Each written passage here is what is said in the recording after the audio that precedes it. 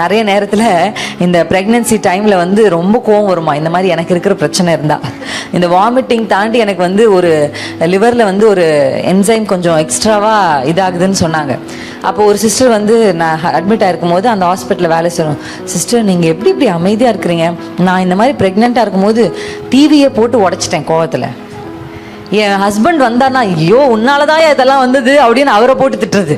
யார் வந்தாலும் எரிச்சல், யார் வந்தாலும் கோபம், அந்த விரக்தி, நம்ம இப்படி படுத்துட்டு இருக்கிறோமே அப்படின்னு.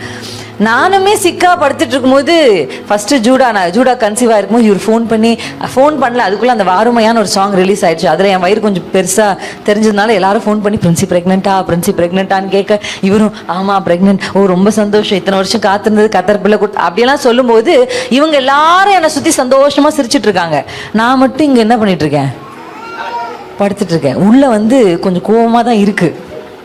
என்ன இருக்கு, கொஞ்சம் டென்ஷன் ஆகுது. என்னடா இவங்கெல்லாம் சிரிச்சுட்டு இருக்காங்க, நம்ம மட்டும் என்ன பண்ணிருக்கோம் இப்படி கஷ்டப்படுறோமே.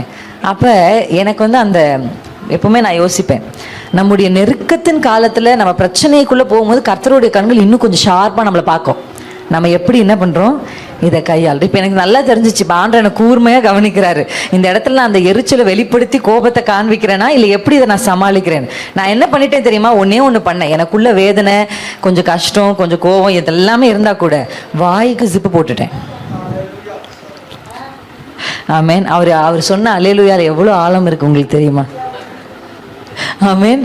அதுவும் ஆண்கள் பகுதியிலேருந்து அந்த அல்லேலூயா வர்றதுல எவ்வளோ ஆழம் இருக்குன்னு உங்களுக்கு தெரியுமா சகோதரிகளே?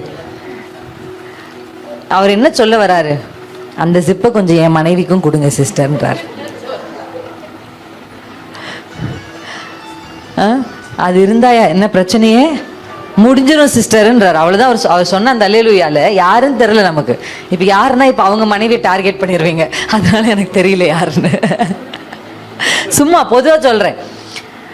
அப்படியே இறுக்கமா இருப்பேன், வாயே திறக்க மாட்டேன், எதுக்குமே வாயை திறக்கிறதில்ல, திறக்கவும் பலன் இல்லை, அப்படியே அமைதியாக இருப்பேன். தண்ணி வேணுமா, வேணாமா, வேணாம். இப்படியே அந்த பிரெக்னன்சி முழுவதையும் கடக்க கர்த்தர் எனக்கு உதவி செஞ்சார். அல்லேலூயா.